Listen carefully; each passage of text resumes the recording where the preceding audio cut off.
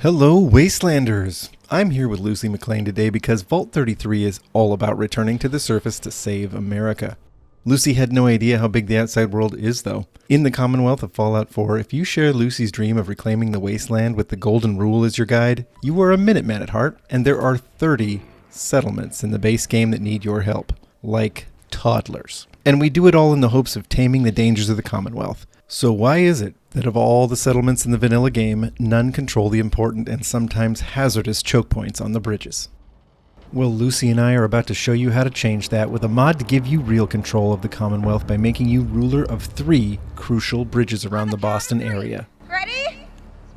1, Tucker Memorial, 2, Afford, 3. and Bunker Hill Bridges can all be yours with one download.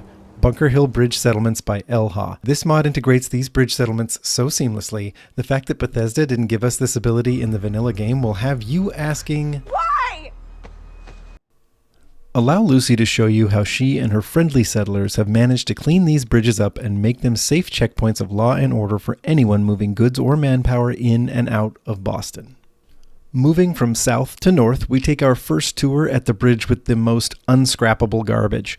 Bunker Hill Bridge connects the settlements of County Crossing and Bunker Hill, so it sees a lot of traffic. As you can see, the bridge's excellent natural defenses are enhanced by turrets and walls, guard posts, and spotlights. Every object you'll see in these settlements comes from a combination of the Masterplan by Ethreon, CVC Wasteland by CVC, and the vanilla game with all DLCs.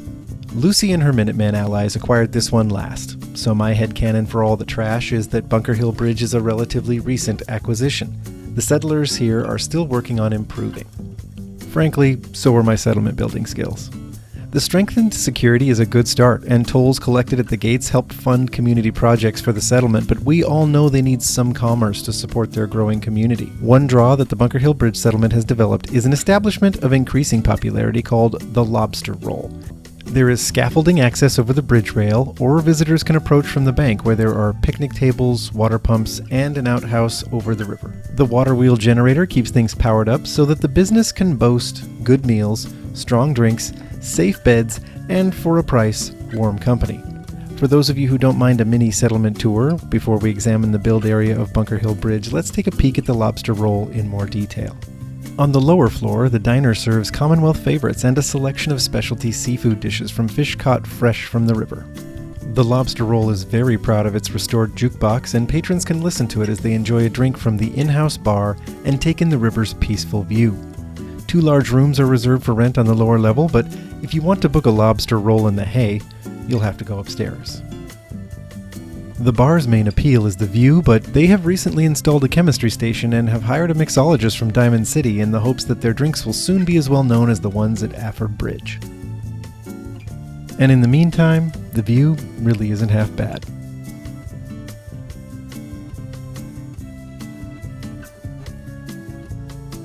You'll have only a brief chance to look at the lower floor and restaurant again as we pass back through before heading for a look at the upstairs. Paying customers are free to spend time at the shaded lower dock, but those looking for some special services will be heading up.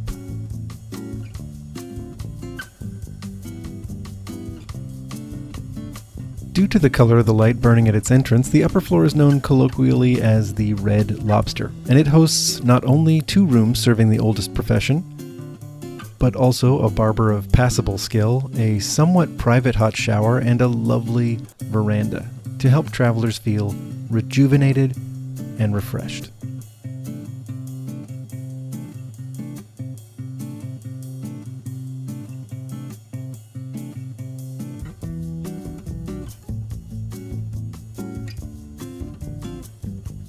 In a side note, the Red Lobster's reputation has been improving ever since the employees became free contractors and took over management of their own affairs. That about does it for the upper and lower floors of the Lobster Roll. Let's rejoin Lucy and return to the bridge. Speaking with the residents always adds a little local color. Everything hurts.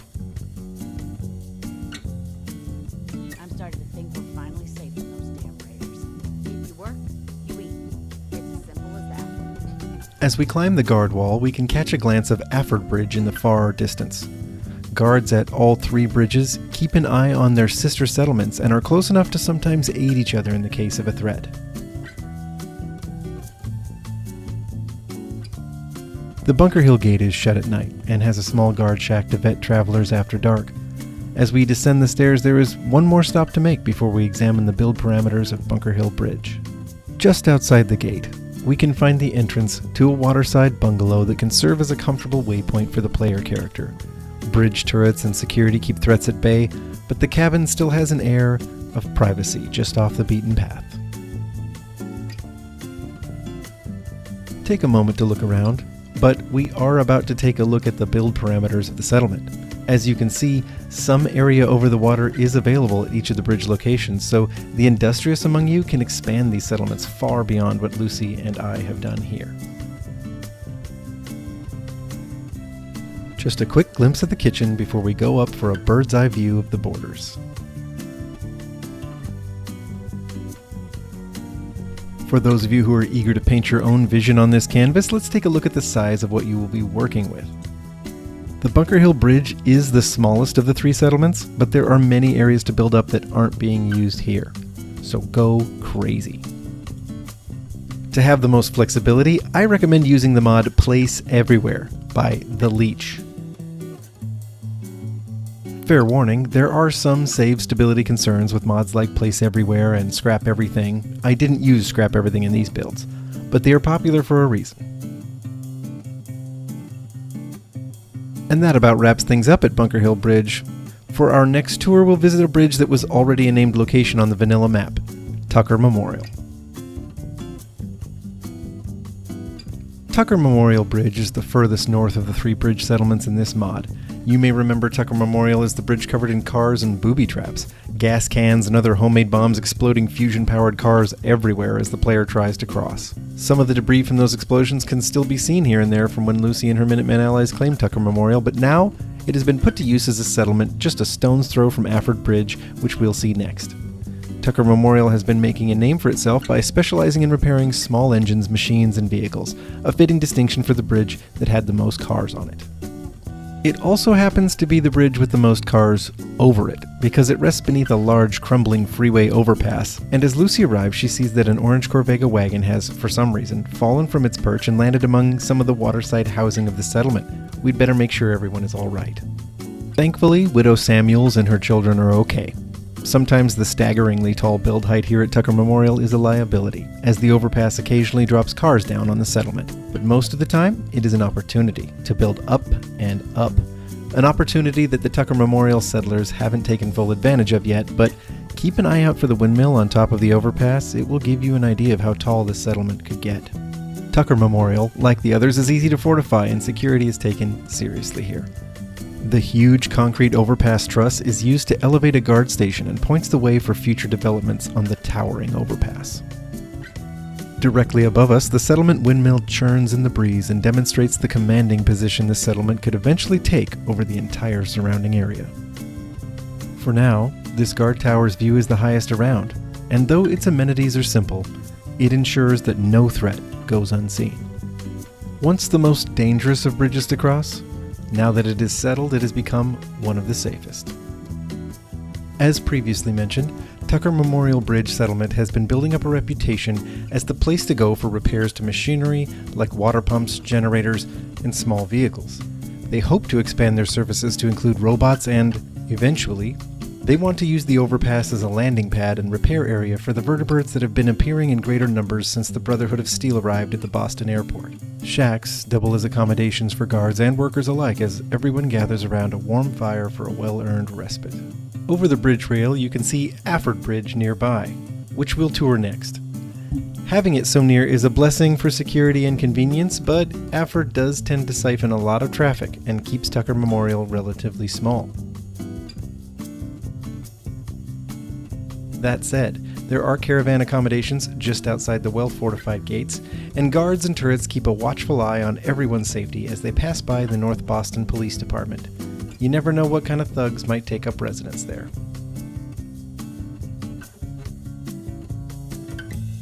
As we take a last look, We know that the future of Tucker Memorial looks bright. If they are able to realize their ambitions to be a vertibird landing and repair haven, they may even eclipse Afford Bridge someday. In the meantime, let's take a look at the settlement parameters before we visit the third bridge.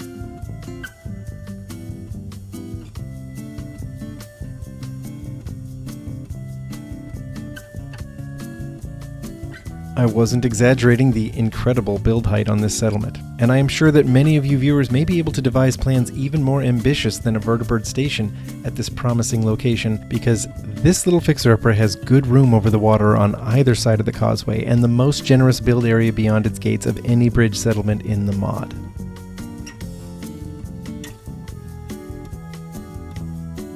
And now I think it's time for us to follow Lucy over to Afford Bridge for a look at the most developed of the three settlements. Centrally located between the Poseidon Turbine Building and the Bad TFL Police Department, Afford Bridge is one of the most direct routes from the Malden area into Bunker Hill or Cambridge. And don't they know it? They have quickly established themselves as a hub of trade and transport. Travelers who haven't paid the toll can wait outside the Poseidon Gate safely in the converted bus stop shelter, while those who pass inside have plenty to occupy themselves with.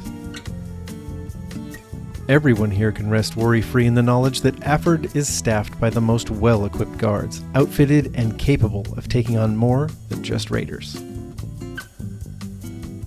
It is also the only bridge to pamper visitors with a shaded main causeway from end to end, and patrolled by security from checkpoints like this one, where records of trade and traffic are kept. People can shop at the well-stocked stores in comfort, perusing the latest goods from all corners of the Commonwealth. The settlement's motto is, "It's not just possible, it's affordable." If you don't like it, don't blame me. Lucy came up with that. A night's stay at the Yellow Bus and Breakfast is an iconic treat for the well-heeled visitor who will relish the privacy and leak-free roof. It's in the middle of a redecoration. We'll have it spruced back up soon. And over the southeast railing, you can see the secret of Afford's success. A working boat that moves goods others can't, securely down waterways at speeds no one else outside of a vertibird can travel. That is why it's not just possible, it's affordable. Lucy asked me to say it. She's really proud of that slogan. On our right, large pens to hold caravan Brahmin include beds for caravan guards to lay down their heads while staying close to the goods they are paid to keep safe. Since its completion, this feature has gotten a lot of praise, so we may expand it in the future, but I suspect that part of its popularity is the proximity to Charity House, a red light establishment that is ironically named because the bar there will not run you a tab on liquor or anything else. I'd still recommend stopping by because the liquor is top shelf. I can't speak for the anything else. And now for a look at the settlement borders of Afford Bridge. As you can see, there is still plenty to be done with the water space, but not much extra room at the shoreline. It bears noting that the pillars of these bridges offer excellent placement for turrets.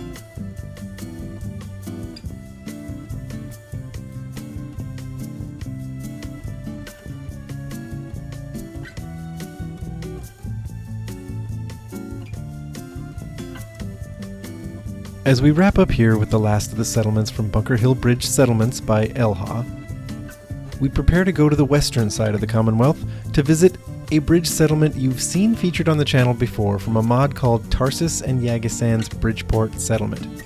And even if you haven't seen it on the channel, you'll recognize the location as the bridge you cross in the Reunion's quest to find Kellogg. I previously did a Sim Settlements build of this location that was very packed, but Lucy and I have a little something drummed up here to wet your whistle and get you interested in this very large and useful spot. And when I say large, believe it or not, Lucy is within the build parameters even this far past the gates. I've utilized the available real estate to house a hidden workshop for private use because I don't always like sharing everything with the other settlers. We'll be visiting the upper causeway last, but as you can see, security at the Orange Gate, as this is called, is tight, which is demonstrated by the destroyed synths laying like scrap near the gate. Lucy will swing us around to the underpass road to show you this pre-war viewing area and some of the land you can build up here, but I should note that most of these trees are not scrappable. The settlement has guard stations here where travelers come up from the south. Someone is skipping their shift, that's a no-no. If we follow this down, we see a large hotel building has been constructed here called simply the Dry Dock. It has rooms for rent, some laundry and tailoring services, and it supports the settlement power grid with a windmill, but there's nothing too fancy going on here, so we'll move on to Bridgeport's other establishments. Now, this dock may look unassuming, but remember, it's not the size of the dock, it's what you do with it. Bridgeport's trade is bolstered by the same strategy that worked so well for Affort's settlement on the east side of Boston. A diesel fishing trawler has been restored to working order by Bridgeport's mechanics, who operate in the underpass here, and it runs on biofuel to ferry goods and people to and from the south of the map. The broken locks immediately downstream from the settlement don't allow water traffic to continue north, so Bridgeport hasn't needed to keep the waterway beneath the bridge open for passage. Public Works has provided an outhouse and outdoor shower for weary travelers with a gun turret nearby to make sure that their ablutions aren't interrupted by hostiles. If we follow the Lower Causeway, an aspirational name considering its current crude construction, we'll find ourselves at Bridgeport's most happening social scene. Nestled under the cover of the bridge is a large platform for gatherings that center around two well-known Bridgeport establishments. On our right is a lovely seating area for taking in the view of the river and the garden/caravan area on the bank. On our left is a small parlor known as Twinsport, run by Abby and Ashley. In addition to the hospitality of the parlor, they are also clothing merchants and offer tailoring services to guests at the dry dock.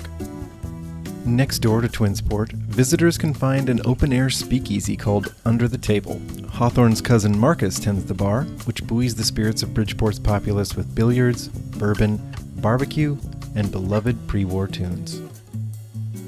Maybe you'll stop in sometime to shoot a game of pool. The tour continues past the wash-up area and up the stairs to the main causeway.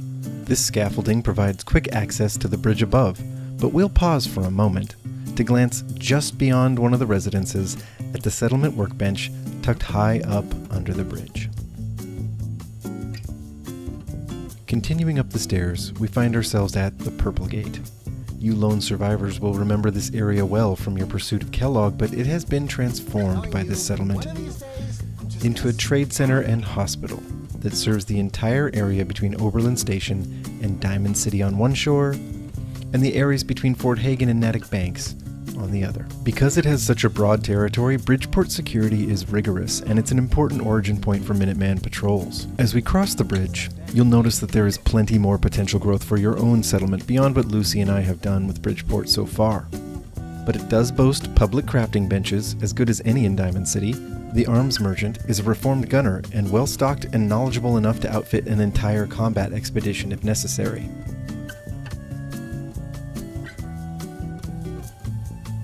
The general goods trader is kept reliably in supply and will provide store credit to vetted customers.